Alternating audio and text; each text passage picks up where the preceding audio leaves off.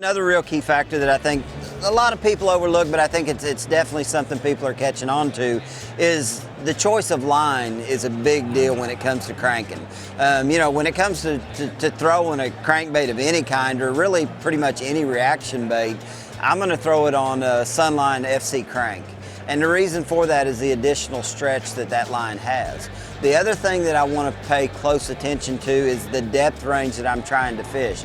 Generally, the line size I'm throwing isn't necessarily because of the size of the bait, it's more so about the depth range. Now, occasionally when I'm throwing the smaller 50, it throws better on 10, 8, 10, and 12. But when I'm throwing the 55, 10 to 16 is not uncommon. And that range of line, a lot of people would think, why do you use so many different sizes? 10, 12, 14, 16. It's all about depth. I mean, if I want to achieve maximum depth with the RK55, it's going to be on 10.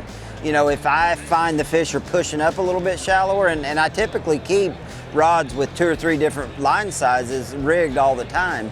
So when I run into that situation where those fish push shallower, I don't have to necessarily change crankbaits. I can control the depth of this bait with the line size. So, it's really important to throw, like I said, a line that's designed specifically for cranking, and be very aware of what depth range you're trying to hit with that bait. The smaller the line, the deeper it's going to go. And even on the smaller one, sometimes 8 pound is a way to go to get that bait where you want to get it.